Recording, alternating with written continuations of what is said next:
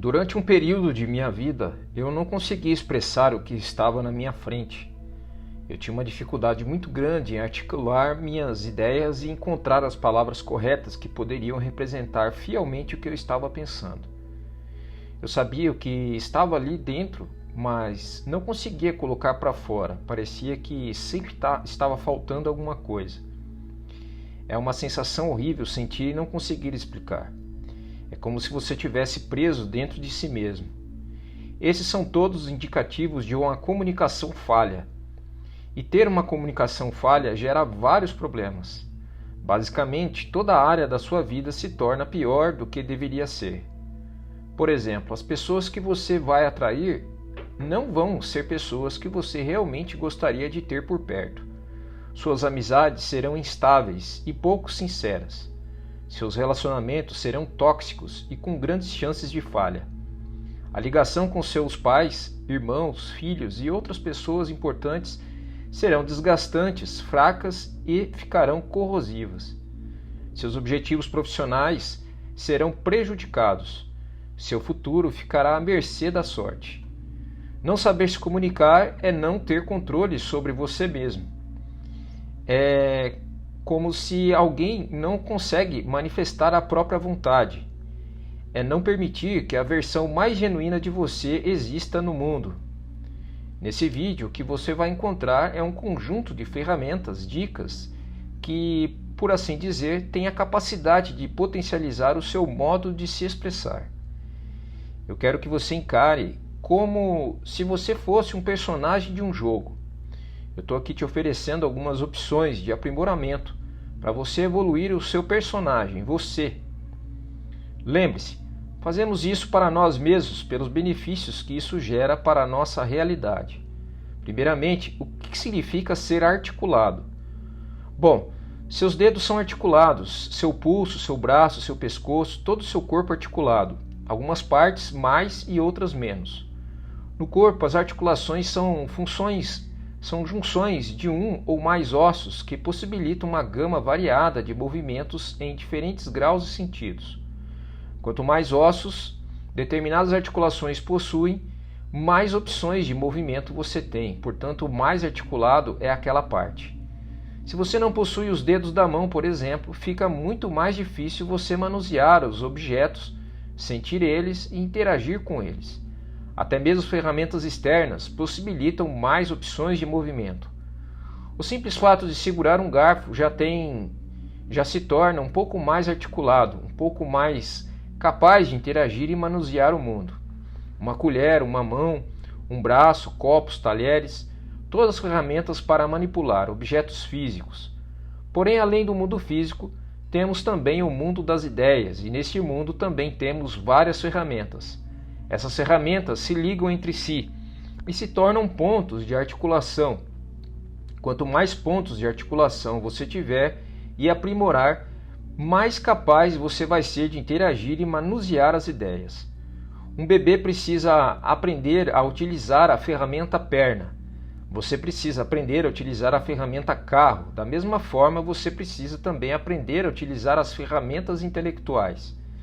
Ferramentas intelectuais não têm a ver especificamente com como se tornar mais inteligente. Tem a ver com a capacidade de articular corretamente conceitos, pensamentos, significados, a sua perspectiva das coisas. Se tornar mais inteligente pode ser uma consequência dentre as que vou citar aqui para você, que pode escolher utilizar todas ou uma ou a quantidade que você sentir confortável.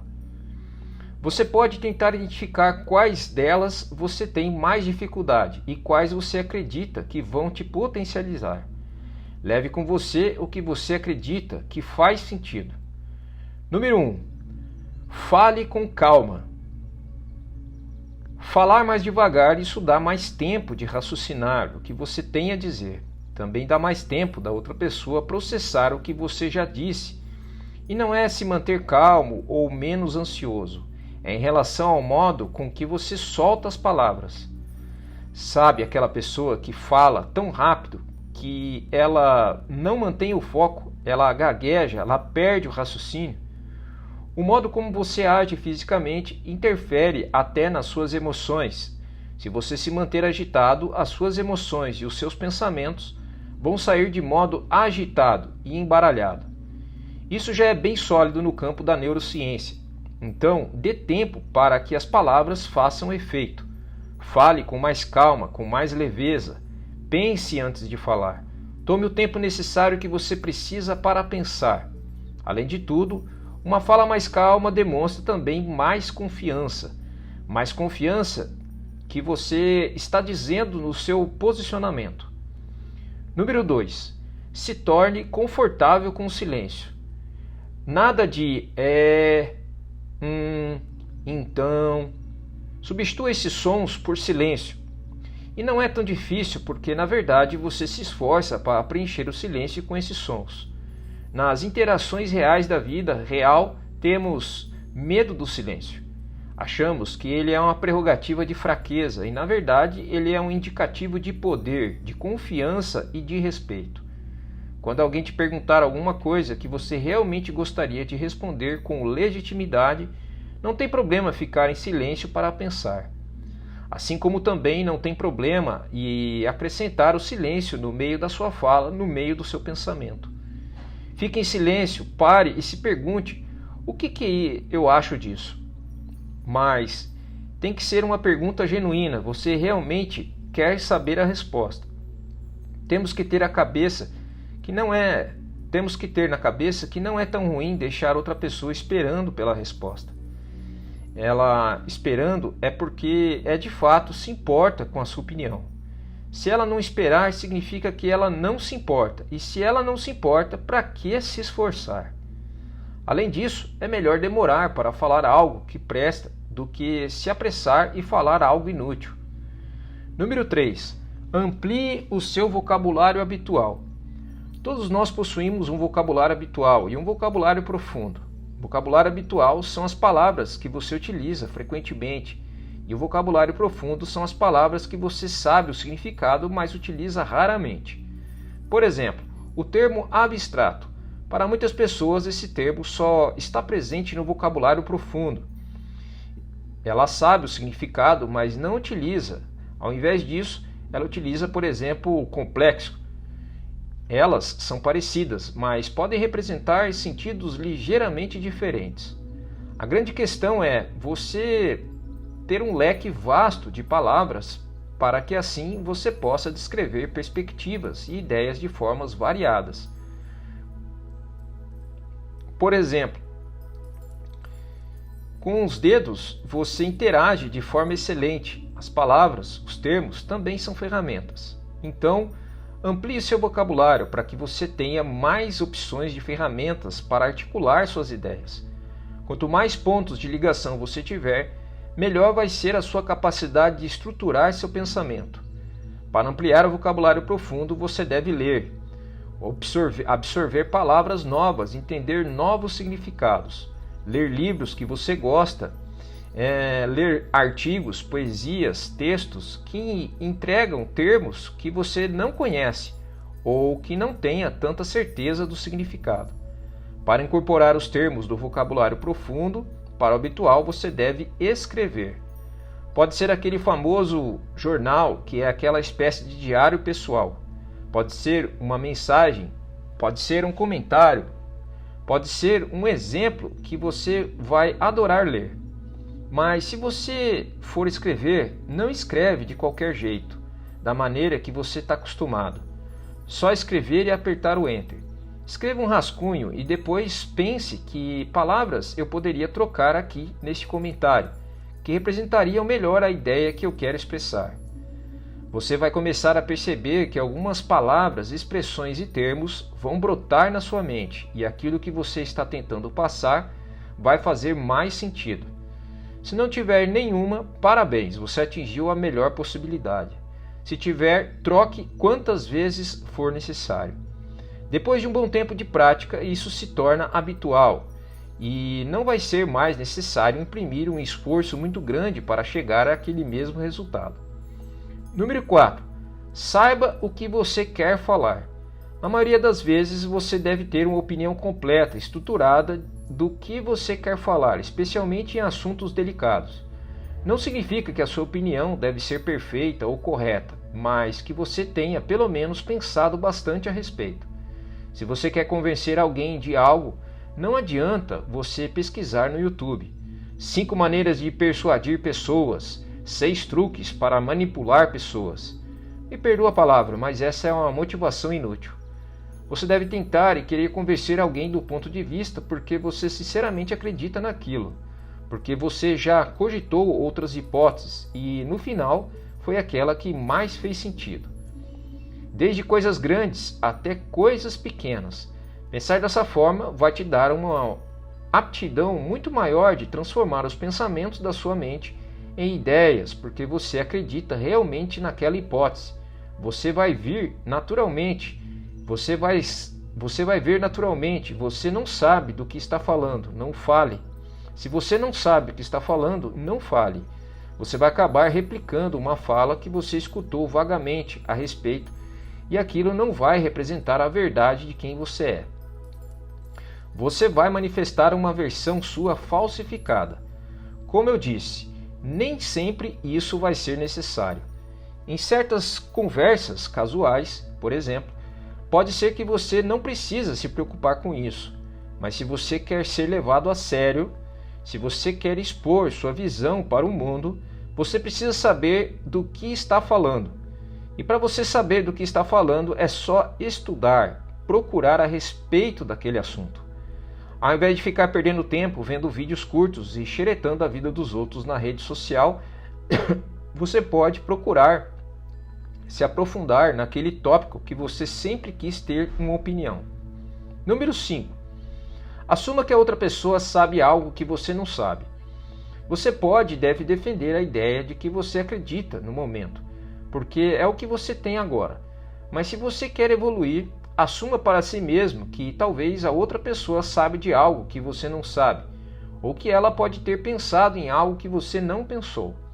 Assim, você vai poder analisar no momento exato da discussão a sua linha de pensamento e a ideia dela. Você vai ter a capacidade de raciocinar da seguinte maneira: o que ela disse faz sentido? As nuances daquele fato se conectam? Nada mais é do que uma outra forma de dizer leve a opinião da outra pessoa em consideração. Nada mais é do que uma outra forma de dizer então leve a opinião da outra pessoa em consideração. Na concepção total da ideia, aquilo que ela falou se encaixa, e é esse pensamento que você tenha que ter na cabeça. Pensando dessa forma, ali na hora da conversa, da discussão, você vai ter a capacidade de dizer: mas eu não acredito que isso seja verdade, por causa disso, disso e isso, acaba implicando naquilo. A pessoa também vai perceber que você está escutando ela, que você está prestando atenção, e não só tentando ganhar a discussão. Muitas vezes ficamos tão focados em provar que a outra pessoa está errada ou que nós estamos certos que nós perdemos o ponto de vista principal. Por exemplo, quem fica bravo e estressado com a simples pergunta sobre uma opinião demonstra incerteza e insegurança. Se você acredita naquilo que você está falando, é verdade. Qual é o problema em questionar? Um ego muito grande leva a uma incapacidade de admitir um erro, e uma incapacidade de admitir um erro te faz perseguir caminhos que não são reais, criando uma teoria que não te representa fielmente. Não significa admitir para outra pessoa que você está errado, embora isso possa ser saudável. Em certas situações, mas admite para você mesmo. Não precisa e deve defender o seu ponto com todos os artifícios conceituais que você conseguir. Apenas sabe a hora de pensar. É eu que não levei isso em conta e realmente faz sentido? Não fique preso a uma ideia errada por ego. Isso é ser tóxico, isso é ser maléfico. Você deve conhecer ou ter passado por uma situação assim, onde outra pessoa tem tanta dificuldade em admitir que errou, que ela simplesmente vira a cara para você e ela prefere perder a sua amizade, perder a relação, do que simplesmente admitir um erro. Então apenas tenha em mente que talvez a outra pessoa possa saber de algo que você não sabe. Eu te garanto, seus relacionamentos vão ser muito melhores desse jeito. Número 6. Se a outra pessoa não está ouvindo, pare de falar. Se a outra pessoa estiver mais engajada em brigar do que discutir ideias, a melhor coisa a se fazer é virar as costas e parar de falar.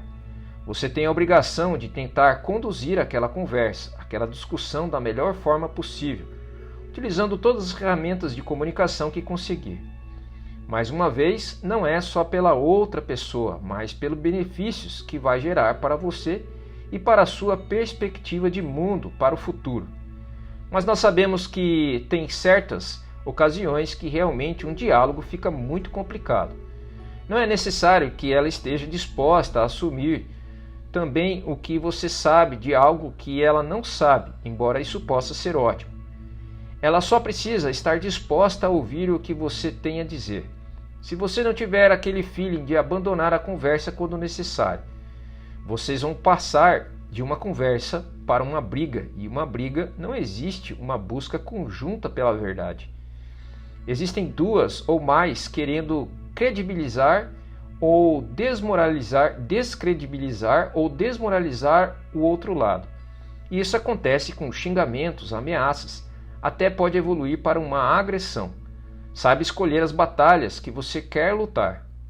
Número 7. Não tenha vergonha de dizer o que você pensa. Em hipótese nenhuma, tenha vergonha de dizer o que você realmente acredita. Não molde a forma como você pensa para agradar alguém ou um grupo de pessoas. Se você acha que deve dizer que é importante, diga sem medo de causar estranheza ou medo do julgamento alheio. Se por um acaso seus amigos se afastarem quando você expressar aquela ideia, ótimo, porque isso significa que eles eram amigos da sua versão falsa e não de você mesmo. E quando você atrair amigos, você vai atrair aqueles que realmente compactuam com você, literalmente, e isso manifesta uma realidade muito mais autêntica. Tem pessoas que ainda mentem sobre os seus gostos, sobre as suas vontades, sobre as suas necessidades, apenas para concordar com outra pessoa, apenas para não magoá-la, para não criar conflito, apenas para agradá-la. Só saiba que se você faz isso, você não é você, você é uma marionete. Você se torna um tipo de massa vaga e sem sentido que apenas concorda e aceita qualquer coisa que vier na sua direção. Número 8. Pratique e pratique muito. Assim como aprender um novo idioma, comunicação também requer prática. É por isso que muitas pessoas apanham ao tentar ser fluentes em uma nova língua. Elas ficam muito tempo aprendendo técnicas, vocabulário, entonação, estudando os significados. Mas elas não colocam aquilo em prática, elas não falam de fato. Vai ajudar muito saber e entender o funcionamento, mas você só vai conseguir aprender quando tentar várias vezes. É impossível se não tentar. Por exemplo, estudar musculação e como a hipertrofia funciona é excepcional para o seu músculo. É excepcional, mas o seu músculo só cresce quando de fato você treina, quando você de fato vai à academia. Então pratique e dê tempo ao tempo. Se você tem muita dificuldade, comece baixo. Uma conversa casual todos os dias com um colega, depois evolui para perguntas na sala de aula, depois para se envolver em debates, talvez fazer apresentações em público e a partir daí até onde você quiser se sentir confortável. O céu é o limite. Bom, como eu disse, escolha duas, tanto faz. Escolha a quantidade de ferramentas que você se sente confortável e comece a aplicar se você for constante. E te garanto que em 3 meses você vai ser uma pessoa totalmente diferente. Não só na comunicação, mas nas suas relações com outras pessoas. O modo como você se porta, o modo como você se apresenta para o mundo e a sua perspectiva também vai mudar. Faz o teste. O que você tem a perder? Eu só queria te dizer que toda essa informação está aqui porque eu realmente quero ajudar as pessoas. mas eu queria te pedir apenas 2 coisas em troca. Se você gostou e acha que esse vídeo merece, deixe o seu gostei e deixe também o seu comentário, né? Inscreva-se em nosso canal e seja bem-vindo. Um grande abraço e até a próxima.